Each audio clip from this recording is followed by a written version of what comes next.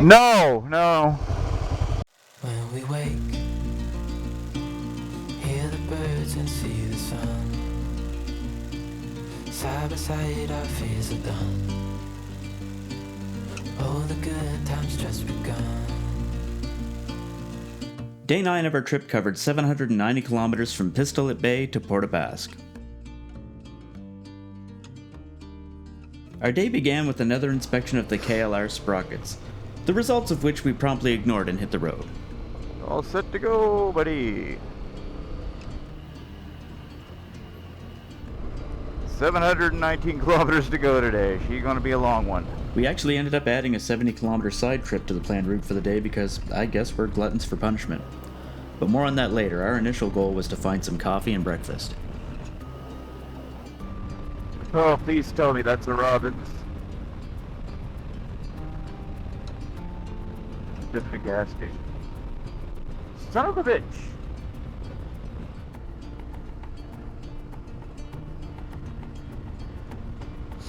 Nope. But being early in the morning on a Sunday, there would indeed be nothing open between Pistolet Bay and our first stop in Port aux Choix.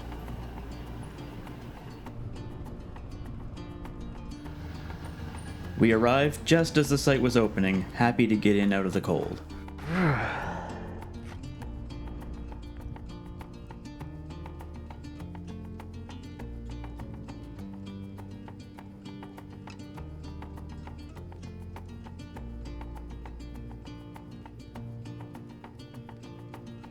Now I will admit that we probably spent less time than we should have in the museum, but while looking out of the window something caught my eye, so we quickly hopped onto the bikes to go check it out. It's gonna be a slow ride to the lighthouse.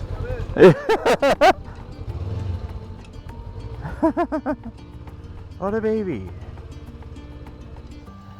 Neither of us had ever seen caribou before, so it was exciting to see a herd of them even if they were blocking our way.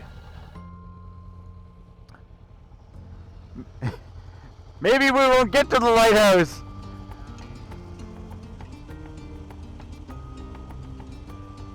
Now that they're just standing in our way.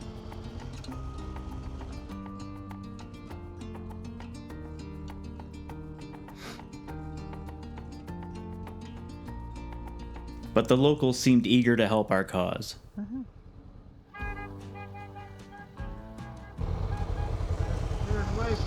What's that? Yeah.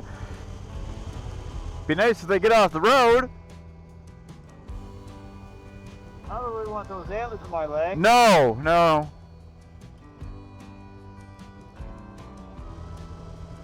They're not very bothered by it. They don't care. No, I don't think we're getting to the lighthouse.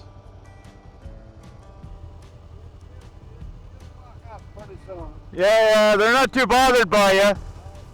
And yeah, it's Sunday. Yeah.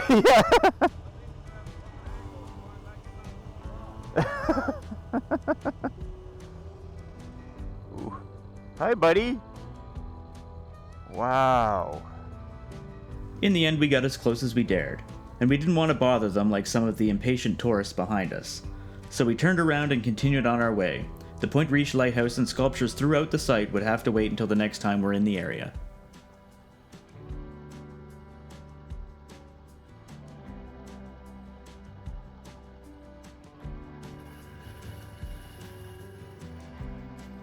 That herd is apparently almost always around there, so if seeing a caribou is on your bucket list, Port aux Choix is a great place to start looking.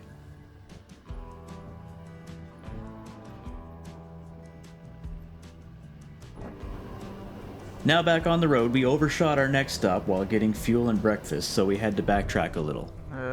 Is this it? Yeah. No? That doesn't make any sense. Come on. Ah. I got it. Didn't see the turn off.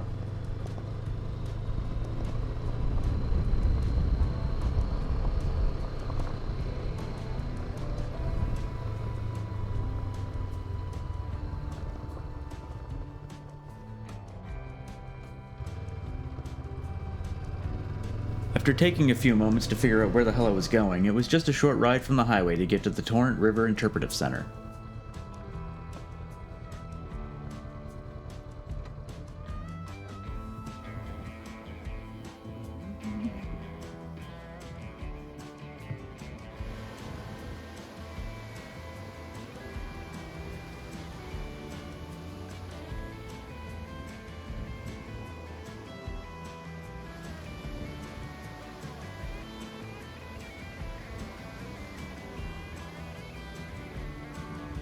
Being a Sunday, the Interpretive Center was closed, and we didn't see any fish using the fishway, but it was still worth the short hike to see the waterfall.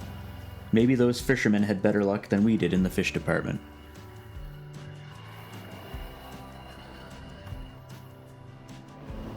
Once again heading south, we began to be treated to the ocean and mountain views that the west coast of Newfoundland is known for.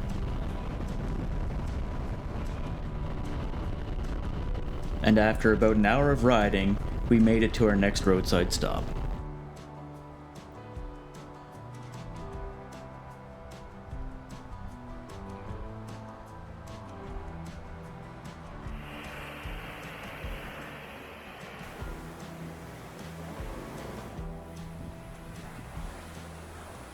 Not only a great place to stretch your legs and look around, apparently it's also a great place to take your cat for a walk.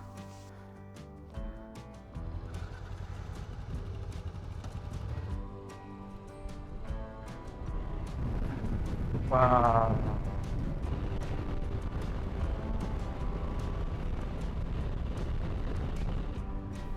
Shortly after leaving the Arches, we entered Grossmore National Park, where we were once again treated to amazing views. But instead of stopping at the crowded Western Brook Pond parking lot, we pulled in just across the highway because, well, I just can't resist checking out shipwreck remains.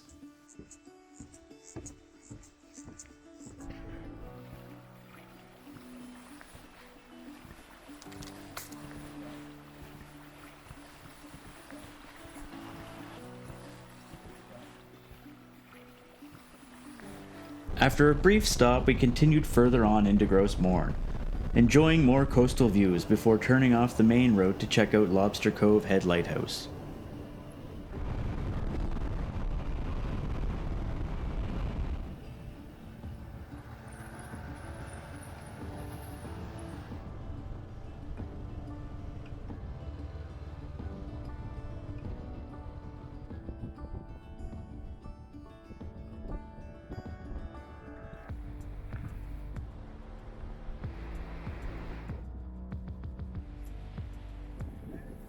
Shortly after getting back on the road, I caught a brief glimpse of what would be our last wildlife sighting of the trip.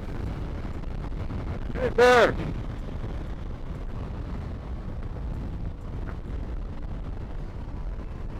While riding through this section of Grossmore National Park, being thankful that that bear ran into the woods and not into the road, and enjoying the unbelievable scenery of mountains, rivers, ponds, and the East Arm, off in the distance I could see a special place that was not actually part of our plan for the day. And having gained some time due to the caribou roadblock earlier, and considering the fact that my brother had no idea what this place was, I decided to add 70 kilometers to our day and head to the Tablelands.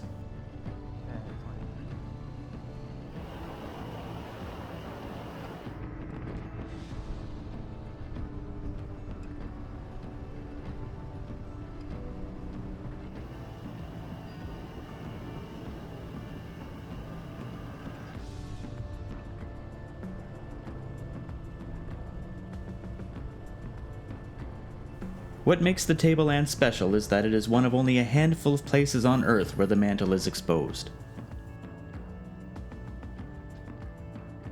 I think I would put my rain pants on just to prepare. Hasn't been bad yet, but... So yeah, that's the Tablelands. That's the Earth's mantle.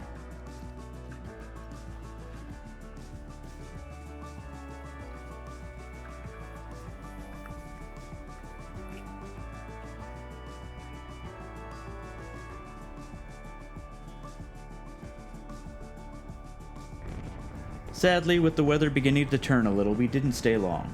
But we'll be back in this area next year and plan on spending more time actually checking things out. Now, I'm not sure if it was the on and off rain, batteries, or just being overtired, but I had no footage from Corner Brook to Port Basque. I did, however, make sure to film entering Mary Brown's for a traditional Newfie meal, complete with pineapple pop.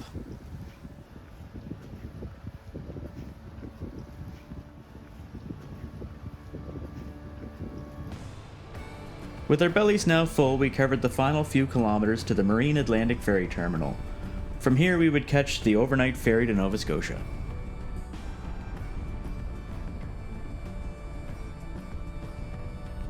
The boarding process can be a little confusing for those of us who don't do it very often, but we figured it out. Nova Scotia ferry is ahead. Hello. Evening. What's that? Book for this evening? Yeah. Yep, you guys can continue down on straight. There's a couple more booths open just down below. Okay, we'll figure it out. Yep, but there's just more booths like this just down below. Okay, Yep. thank you.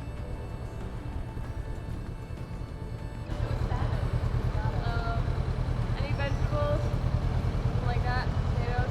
No. Right on through. Oh, thanks. Did you get your boarding card off of Bob? No, she... Last name? McLean, lane 11, okay. Thank you. Finally getting in line, the KLR's chain was making a horrible noise. We would have to address it in the morning.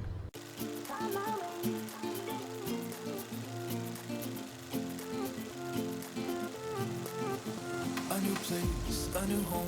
For a while, let me feel alive. Nothing to hold me back. Take my time, just enjoy the ride. A new man passing by. Life is good, best I've ever felt.